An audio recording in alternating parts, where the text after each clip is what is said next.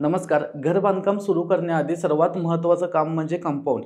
बऱ्याच लोकांनी form हाऊससाठी plot घेतलेले असतात आणि ते प्लॉटचं बांधकाम करण्याआधी बरेच लोकं कंपाऊंडचं काम करून घेतात. कारण कंपाऊंड करणं सुद्धा फार गरजेचं असतं. कारण साईडची बाउंड्री आहे ती आपली फिक्स होणं गरजेचं असतं.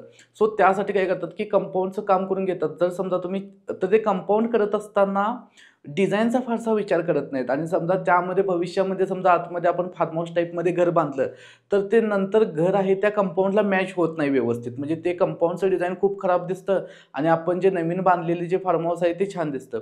सो हे मिसमॅच होतं. त्यामुळे नंतर समजा ते कंपाऊंड तुम्ही डिमॉलिश करून परत बांधायचं म्हटलं तर खर्च पण जास्त आहे त्यासाठी. सो त्यासाठी सुरुवातीलाच कंपाऊंडचं काम करत असताना प्रॉपर डिझाइनवर विचार होणं फार गरजेचं आहे. त्याचबरोबर ती कामाची पद्धत आहे ती सुद्धा कशी असली पाहिजे हे सुद्धा खूप इम्पॉर्टंट आहे. तर आजच्या या व्हिडिओमध्ये आपण हेच बघणार आहोत. जर तुम्हाला आमच्याकडून चिऱ्याचं कंपाऊंड किंवा घरासाठी 2D किंवा 3D प्लॅन करून हवा असेल, तर खाली डिस्क्रिप्शनमध्ये WhatsApp नंबर दिलेला आहे. त्या नंबरला तुम्ही मेसेज करू शकता. तर चिरा कंपाऊंड वर्क करत असताना सर्वात महत्त्वाचा पॉईंट म्हणजे फाउंडेशन. ते फाउंडेशन मजबूत असेल तर आपलं कंपाऊंड मजबूत मजबूत असेल. तर यामध्ये काय करायचं, की बांधकामाची प्रोसेस करत असताना जमिनीच्या खाली जे आहे ते 2 ते 2.5 फुटापर्यंत एक्स्कॅव्हेशन करून, खुदाई करून त्यामध्ये हार्डस्टार्टर लागल्यानंतर त्यामध्ये तुम्ही चिऱ्याचा आतरच बांधकाम तुम्ही करून घेणं गरजेचं असतं. म्हणजे ते बांधकाम 15 इंच जाडीचं.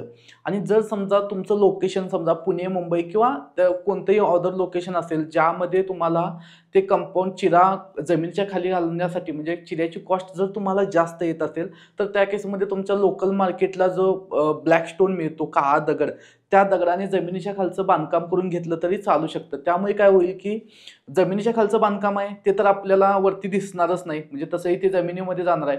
सो तिथं तुमच्या पैशाची बचत होऊ शकते आणि तिथं तुम्ही काळ्या दगडामध्ये बांधकाम केलं असं तरी चालू शकतं.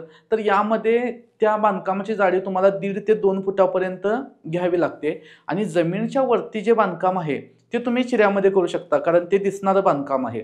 तर यामध्ये ते चिऱ्याचं बांधकाम आहे ते 9 इंची जाडीमध्ये करणं गरजेचं आहे.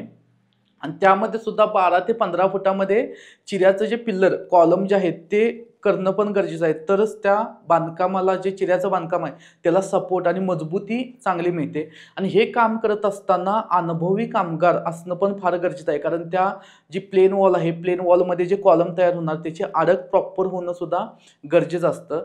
तरच ते मजबूत राहतं बांधकाम.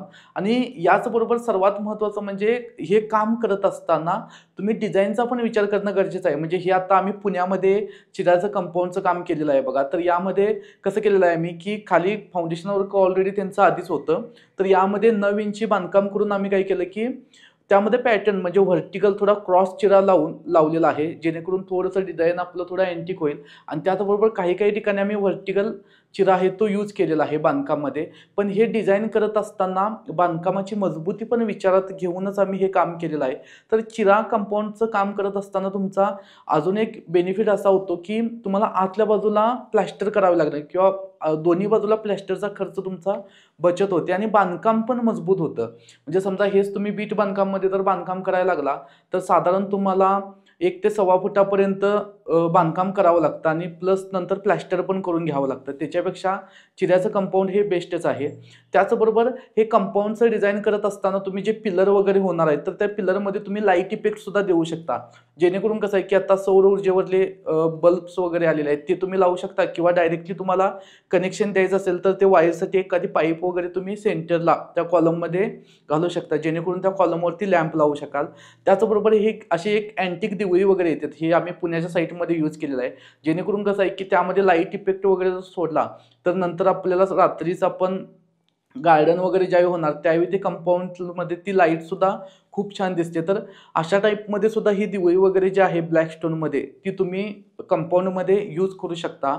तर या टाईपमध्ये जर तुम्ही कंपाऊंडचं वर्क केलं त्याचबरोबर तर छान दिसेल. आणि यात हे सोडून अजूनही भरपूर टाईप आहे. म्हणजे तुमच्या बजेटवर डिपेंड आहे. समजा तुम्ही मोल्डिंग वर्कमध्ये सुद्धा करू शकता. हे आता सिंपल ग्रुप पॉइंटिंग वर्कमध्ये केलेलं आहे. तर त्या केसमध्ये तुम्हाला जर हवा असेल तर तुम्ही पेपर जॉईंटमध्ये करू शकता किंवा बरेचसेच पॉईंट आहेत. त्यामध्ये 3 दार 2 दारची मोल्डिंग वर्क वगैरे आहेत ते यूज करून तुम्ही कंपाऊंडचं डिझाइन आहे ते अजूनही तुम्ही चांगलं करू शकता. पण हे तुमच्या बजेटवर डिपेंड आहे. तुमचा एरिया किती आहे आणि ते बजेट कसं जाणार, तुमच्या एरियामध्ये चिऱ्याची कॉस्ट किती येते, ह्याच्यावर तुम्ही ते तुमच्या बजेटवर डिझाईन तुम्ही फायनल करू शकता. हे आम्ही पुण्यामध्ये केलेलं डिझाईन आहे. हे म्हणजे अगदी सिम्पल पण अगदी दिसायला पण छान, बजेटमध्ये सुद्धा व्यवस्थित बसेल अशा टाईपमध्ये आम्ही हे इथं डिझाईन चॉईस केलेलं होतं. तर जर तुम्हाला आमच्याकडून 2D किंवा 3D डिझाईन किंवा कंपाऊंड वर्क करून हवा असेल तर तुम्ही खाली डिस्क्रिप्शनमध्ये व्हॉट्सॲप नंबर दिलेला आहे, त्या नंबरला तुम्ही मेसेज करू शकता. धन्यवाद.